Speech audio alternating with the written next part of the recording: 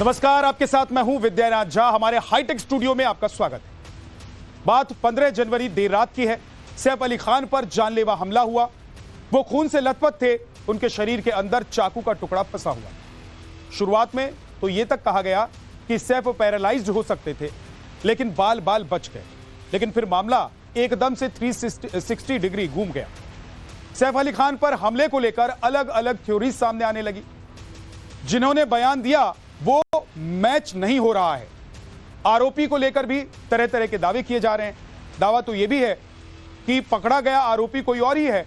और यह तो कुछ भी नहीं, आज सैफ अली खान की जो मेडिकल रिपोर्ट सामने आई उसकी तो हर एक लाइन में चौंकाने वाले खुलासे हो रहे हैं। सैफ पर अटैक को लेकर अब तक यानी कि बीते 8 दिनों में जिस तरह से चीजें पलटी हैं, जिस तरह से पुलिस की इन्वेस्टिगेशन हुई है, जो थ्योरी सामने आई है, आज हम इस शो में उसी को बारीकी से जानने की कोशिश करें और पता लगाएंगे कि आखिर क्यों हर तरफ कंफ्यूजन ही कंफ्यूजन। आखिर कौन खान का दुश्मन। सैफ करीना के बयान में क्या फर्क है, जरा ये आपको बता देते हैं। देखिए, सैफ अली खान पर हमले से जुड़ी बड़ी खबर यह है, सबसे पहले आपको वो बता देते हैं कि सैफ की प्रारंभिक मेडिकल रिपोर्ट सामने आई है। सैफ के मेडिकल रिपोर्ट से चौंकाने वाले खुलासे हुए हैं। रिपोर्ट में दावा हुआ है कि सिर्फ गर्दन की चोट जानलेवा थी। रिपोर्ट में दावा किया गया है कि सैफ का दोस्त उन्हें हॉस्पिटल लेकर आया था। सैफ की मेडिकल रिपोर्ट में 5 चोटों का जिक्र किया गया है, जबकि पहले के जो डॉक्टर ने बयान दिया था उसमें बताया गया था कि 6 चोटें उनको लगी हैं। सैफ की प्रारंभिक मेडिकल रिपोर्ट सामने आने के बाद एक बार फिर सवाल उठने शुरू हो गए हैं, क्योंकि 17 जनवरी 2025 को जारी की गए लीलावती अस्पताल के हेल्थ अपडेट में सैफ के पीठ और बाकी घाव को बेहद गंभीर बताया गया। लेकिन अब तस्वीर कुछ और ही सामने आ रही है।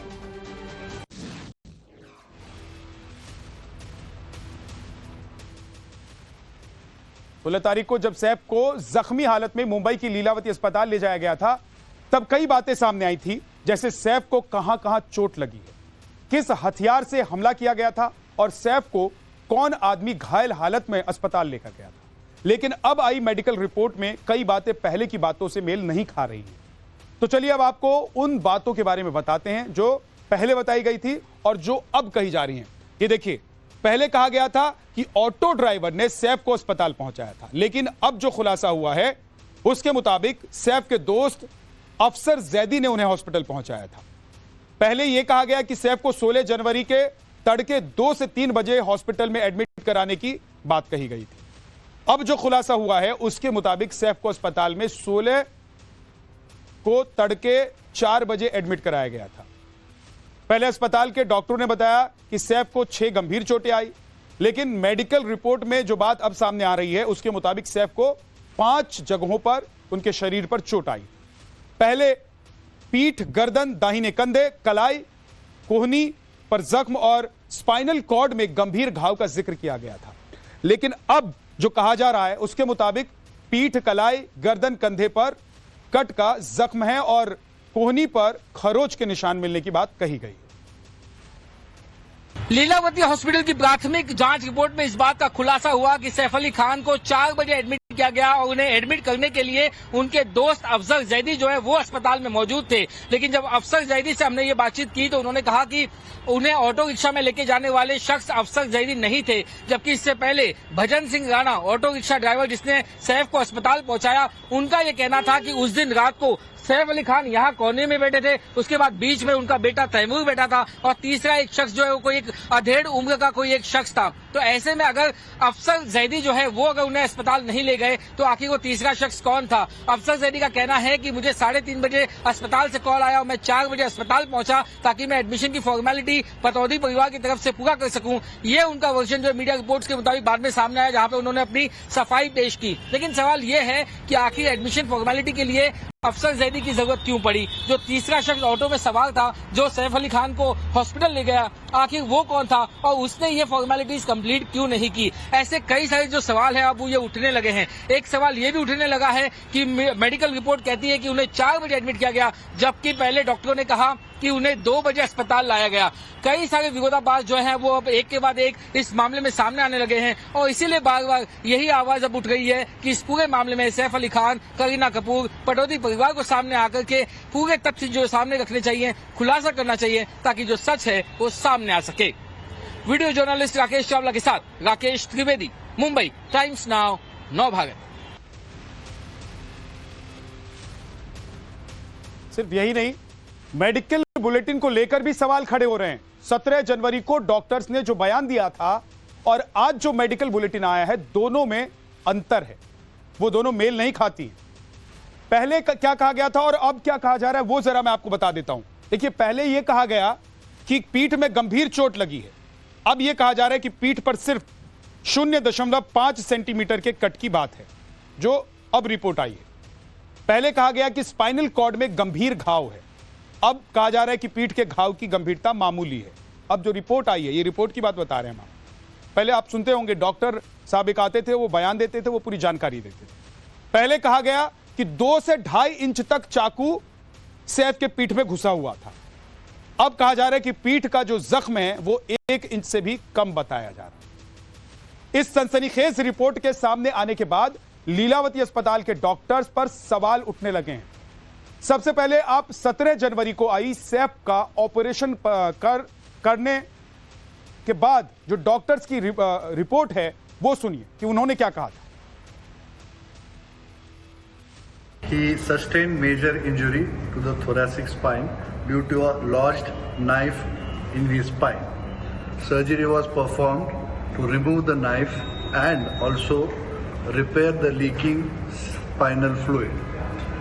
There were 2 other deep wounds on his left hand and right side of the neck, which were repaired by the plastic surgery team, Dr. Leena Jain and her team. अभिनेता सैफ अली खान पर 16 जनवरी के तड़के जो जानलेवा हमला हुआ था, उस मामले में रोजाना नए चौंकाने वाले खुलासे हो रहे हैं। सबसे ताजा मामला मुंबई के लीलावती अस्पताल की वो मेडिकल रिपोर्ट है जो अब सामने आ गई है और उसमें 2 सबसे बड़े विरोधाभास अब तक सामने आए हैं। डॉक्टर्स के पहले बयान के मुताबिक सैफ अली खान 16 जनवरी के रात 2 बजे के करीब उन्हें घायल अवस्था में मुंबई के लीलावती अस्पताल पहुंचाया गया था, जबकि मेडिकल रिपोर्ट में उनके एडमिशन का टाइम सुबह 4 बजे बताया गया है। इसके अलावा सैफ अली खान के शरीर पे कितने चोट हैं, इसको भी लेकर विरोधाभास सामने आया है। डॉक्टर्स के पहले बयान के मुताबिक सैफ अली खान के शरीर पर कुल 6 चोट के निशान थे, जहां से उन्हें काफी ज्यादा खून बह रहा था, लेकिन मेडिकल रिपोर्ट में सिर्फ 5 चोटों का ही जिक्र किया गया है। डॉक्टर्स ने यह भी दावा किया था कि शरीर से जो स्पाइनल कॉर्ड है सैफ अली खान के, वहां से 2.5 इंच की ब्लेड निकाली गई थी जो काफी ज्यादा गहरी थी, लेकिन मेडिकल रिपोर्ट ये बता रही है कि पीठ का घाव काफी हल्का था, लेकिन गर्दन पे काफी डीप कट था। ये 2 ऐसे मेडिकल रिपोर्ट में बातें सामने आई हैं जो इस मामले को लेकर एक नया पेच दे रही हैं और रहस्य और भी ज्यादा गहरा गया है। इससे जुड़ी हुई एक बड़ी खबर यह भी है कि सैफ के हमलावर को लेकर भी कंफ्यूजन है। पकड़े गए आरोपी के पिता का दावा सामने आया है। उसने कहा है कि सीसीटीवी में दिख रहा शख्स शरीफुल है ही नहीं, यानी कि जिस शरीफुल को पुलिस ने पकड़ा है, जिसे शरीफुल कहा जा रहा है, जो सीसीटीवी में दिखाई दे रहा है, उसके पिता का दावा है वो शरीफुल है ही नहीं। शरीफुल इस्लाम कभी लंबे बाल नहीं रखता है। जिस आरोपी को पुलिस ने गिरफ्तार किया है उसका नाम शरीफुल इस्लाम है। 2 बातें हो रही हैं, एक तो सीसीटीवी में एक शख्स जो दिखाई दे रहा था, जिसको बताया जाता है कि इसी ने सैफ अली खान के ऊपर हमला किया। ये देखिए, ये इस वक्त आपके सामने है, तस्वीर में सीसीटीवी फुटेज जारी हुआ था, सामने आया था। और अब एक शख्स जिसको पुलिस ने पकड़ा है, तो शरीफुल के पिता का कहना है सीसीटीवी में दिखने वाला जो लड़का है वो मेरा बेटा नहीं है, लेकिन जिसे पुलिस ने पकड़ा है वो मेरा बेटा शरीफुल इस्लाम ही है। लेकिन उसके पिता की माने तो सीसीटीवी फुटेज में दिख रहा शख्स शरीफुल कतई नहीं है। এই যে ঘটনা ঘটেছে তার চেহারার সাথে ভিডিও ফুটেজে যে সিসি ক্যামেরায় যে ছবি, সে যে ছেলে যার ওই ভিডিও ফুটেজে যার ছবি, সেই ছবি একদম এই চোখের নিচ পর্যন্ত। কিন্তু আমার ছেলে এইরকম চুল বড় রাখে না, সে চুল এই পাশ ছোট করে সে উপরে চুল দেয়। सिर्फ यही नहीं, फॉरेंसिक एक्सपर्ट्स ने भी दावा किया है कि सीसीटीवी में दिख रहा शख्स और पकड़ा गया शरीफुल इस्लाम एक नहीं दो लोग हैं। इसके पीछे की थ्योरी क्या है वो भी आपको बताता हूं। आरोपी शरीफुल इस्लाम माथे का जो शेप है लंबा और चौड़ा है। सीसीटीवी में जो शख्स दिखाई दे रहा है उसके माथे का शेप छोटा और चौड़ा है। आरोपी शरीफुल इस्लाम की अगर आंखों की बात करें तो ओवल शेप में है शरीफुल की आंखें। सीसीटीवी में जो शख्स दिखाई दे रहा है उसकी आंखें गोल आकार की हैं। आरोपी शरीफुल इस्लाम के आईब्रो को अब देखते हैं जरा बहुत नजदीक से और समझते हैं कि इन दोनों में जिसको पकड़ा गया है और जो सीसीटीवी में दिखाई दे रहा है उसमें क्या फर्क है। आईब्रो के बीच में कम दूरी है। अगर आप ध्यान से देखेंगे तो एक शख्स जो सीसीटीवी में दिखाई दे रहा है आईब्रो के बीच की दूरी ज्यादा है और दूसरा शरीफुल इस्लाम जिसको पकड़ा है पुलिस ने उसको अगर आप देखेंगे तो आईब्रो के बीच की दूरी जो है वो कम है। सीसीटीवी में दिख रहा शख्स जो है वो कह रही है पुलिस की आरोपी और फिर पकड़ा गया है शरीफुल, तो ये बड़ा कंफ्यूजन है। आरोपी शरीफुल इस्लाम की नाक चौड़ी है, सीसीटीवी में दिख रहा शख्स उस जो सीसीटीवी में दिखाई दे रहा है उसकी नाक नुकीली है। यह भी एक बड़ा फर्क है। हमारी संवाददाता पूजा मेहता ने बांग्लादेश में बैठे आरोपी शरीफुल इस्लाम के पिता से फोन पर बात की है। उन्होंने क्या दावा किया है वो भी आपको सुनवाता हूं। এই যে ছবিতে দেখানো হচ্ছে যিনি সৈফ আলী খানকে অ্যাটাক করেছেন তিনি কি আপনার ছেলে? হ্যালো, ওই অ্যারেস্ট হয়েছে যে হ্যাঁ মানে অ্যারেস্ট হয়েছে হ্যাঁ যে শরীফুল ইসলাম হ্যাঁ হ্যাঁ সে কি আপনার ছেলে? শরীফুল ইসলাম অ্যারেস্ট হয়েছে সেই আমার ছেলে। আচ্ছা, শরীফুল ইসলাম অ্যারেস্ট হয়েছে সে আমার ছেলে। আচ্ছা, আর যার ছবি দেখানো হচ্ছে সে কি আপনার ছেলেরই ছবি? না, যেটা সিটি ফুটেজে যে ছবি দেখাচ্ছে সিটি ফুটেজে যে ছবি দেখাচ্ছে সে আমার ছেলে না, কিন্তু যাকে অ্যারেস্ট করছে পুলিশ সে আমার ছেলে। আচ্ছা আচ্ছা, তো আপনারা তো বাংলাদেশি নাগরিক, আপনার ছেলেও কি বাংলাদেশি নাগরিক? হ্যাঁ হ্যাঁ হ্যাঁ হ্যাঁ। তো তিনি ইন্ডিয়াতে কবে আমার আসেন? ছেলেও বাংলাদেশের নাগরিক। কোন সালে ইন্ডিয়াতে আসেন?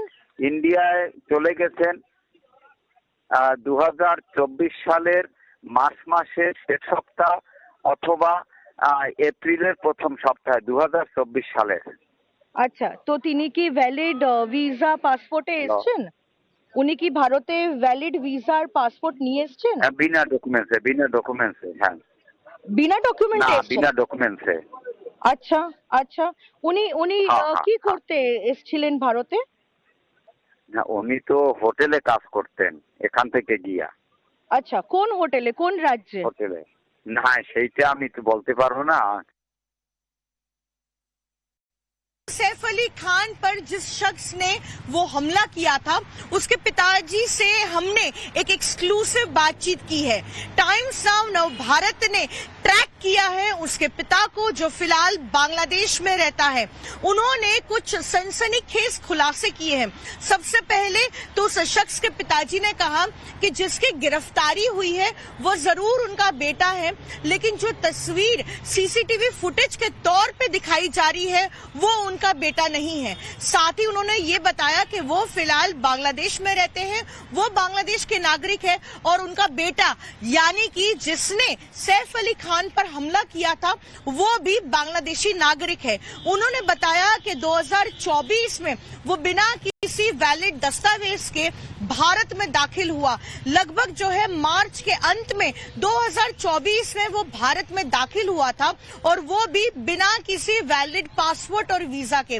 उन्होंने अपने परिवार को ये बताया था कि भारत के किसी राज्य के होटल में वो काम करता है और हर महीने 10 तारीख के बाद जो है वो 10 से 12 हजार रुपए जो है अपने परिवार को बांग्लादेश में भेजता था। साथ ही उसने ये भी बताया कि कि पिछले शुक्रवार को उसने अपने बेटे से आखिरी बार बातचीत की थी, लेकिन इतने महीनों में ना ही तो कभी उसे सैफ अली खान का जिक्र किया और ना ही ये बताया कि भारत के किस राज्य में वो काम कर रहा है और आखिरकार उसकी गतिविधि जो है वो क्या है। बस ये बताता था कि आखिरकार वो कब पैसे भेजेगा और कितने पैसे भेजेगा। साथ ही उसके पिता ने ये भी खुलासा किया है कि बेहद जो है पॉलिटिकली एक्टिव ये परिवार है बांग्लादेश में। उसके पिता एक नेता है बीएनपी के, खालिदा जिया की जो पार्टी है बांग्लादेश में उसके नेता है उसके पिता, और साथ ही जिस शख्स ने हमला किया था सैफ अली खान पर वो। कुल मिलाकर कई सवाल खड़े हो रहे हैं। जो 5 तस्वीरें अब आपके सामने हम रखने जा रहे हैं उनको जरा ध्यान से देखिए कि सिर्फ तस्वीरें नहीं हैं, इन तस्वीरों से कई गहरे सवाल भी खड़े हो रहे हैं। सैफ की स्टोरी अलग है, करीना की कहानी अलग है, मेड का बयान अलग है, मेडिकल बुलेटिन अलग है, आरोपी पर कंफ्यूजन अलग। मतलब हर सवाल का जवाब कंफ्यूजन है। बड़ी खबर यह है कि सैफ केस से जुड़ी हुई बड़ी खबर इस वक्त की आपको बता देते हैं। आरोपी शरीफुल इस्लाम की रिमांड बढ़ा दी गई, 5 दिन और उसकी रिमांड कोर्ट ने बढ़ाई है। 29 जनवरी तक पुलिस रिमांड में शरीफुल को रहना होगा। लेकिन इस बीच कई सवाल उठ रहे हैं कि जो शरीफुल गिरफ्तार हुआ है वो शरीफुल है या सीसीटीवी में जो दिखाई दे रहा है वो शरीफुल है। पहले कहा गया कि सीसीटीवी में दिखाई देने वाला शख्स ही सैफ अली खान पर हमला करने वाला शख्स है, यानी कि हमलावर है। लेकिन गिरफ्तार शरीफुल को किया गया, जो बांग्लादेश का नागरिक है, जो हिंदुस्तान में एक होटल में काम करता था। ये उसके पिताजी भी कह रहे हैं, बांग्लादेश में शरीफुल के पिता रहते हैं, वो कह रहे हैं कि हाँ हिंदुस्तान वो आया था, अवैध तरीके से आया था, एक होटल में वो काम करता था। तो वही शरीफुल है जिसे पुलिस ने गिरफ्तार किया। लेकिन फिर सीसीटीवी वाला कौन है?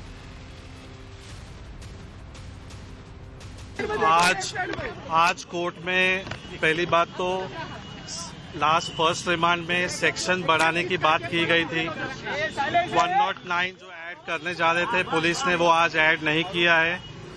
बाकी उन्होंने जो इन्वेस्टिगेशन का जो प्रोग्रेस बताया, जो मेरे ख्याल से जो लास्ट टाइम जो रीजन लिए वही सेम रीजन आज ही लिए गए हैं। ऑलरेडी उन्होंने जो वेपन है वो रिकवर कर लिया गया है और उनके जो क्लोथ्स है वो भी रिकवर कर लिए गए, और जो फॉरेंसिक को जो भेजना चाहिए था उनको उन्होंने वो सारी चीजें सेंड कर दी है। लेकिन जो इन्वेस्टिगेशन के पॉइंट ऑफ व्यू से जो पुलिस कस्टडी मिलनी चाहिए थी, आज कोई सफिशिएंट रीजन नहीं था पुलिस कस्टडी मिलने के लिए।